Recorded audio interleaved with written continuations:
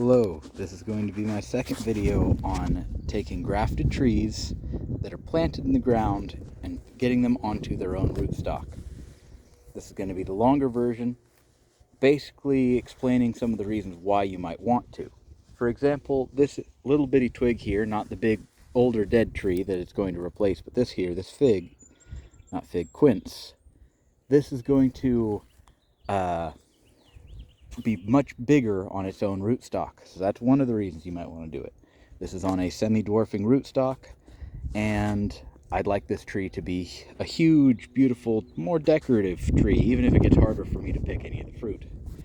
Second off, I'm told that the graft union between quince and other grafts tend to be a lot more fragile, and we live in a very, very high wind location. Last night we had winds of over 80 miles per hour, and that's not the normal, but still 40s are pretty well to be expected here. So if I leave it like this tree could snap in a few years right off at the roots. The last one I showed, I simply buried the graft union when I planted it. This one, I unfortunately overlooked that information. I knew when I bought it I wanted to bury that graft, but I forgot to when I was planting it because I was planting a lot of trees that day and I got in a rush. We make mistakes. We are human. So what I'm going to do is add enough soil over that to bury it. Yes, you do end up choking out the roots where they breathe. Eventually that will kill the rootstock underneath.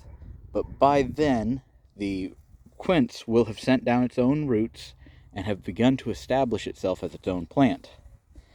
So it's not too big a deal as long as you research the trees you've got and make sure that they can handle it. Not all trees will root on their own.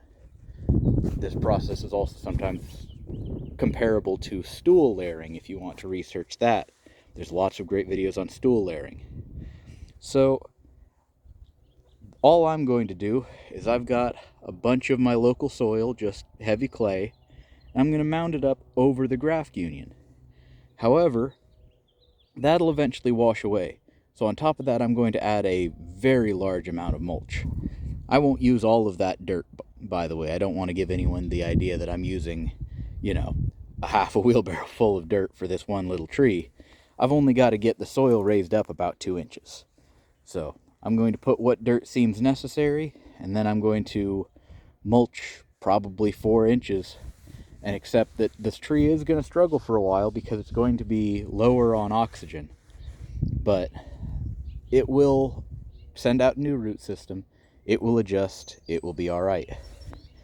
Now, keep in mind that heavy mulch can kill a lot of things around it. I don't care about all this grass. I don't care about most of the things here. But something that I do want to save, these are my first asparagus of the year. There's asparagus. There's asparagus. These are the dead limbs of last year's. Oh, there's a little white tip of an asparagus coming up. So I have an asparagus plant here. Now, if I properly mulch them in fall, you can put up to, I think, 8 inches of mulch over asparagus and it will push through. I did not do that last fall, so I don't really have a lot to worry about putting too much mulch on right now. But if I had mulched them heavily in fall, I would need to be careful about that. So just keep things like that in mind when you're working with this sort of stuff. Hopefully this helps somebody. There's lots to learn. I'm not the biggest expert in the world. I'm just trying to share some of the little small things that I don't hear spoken of a whole lot. So subscribe if you'd like to see more. Thank you for watching. Have a great day.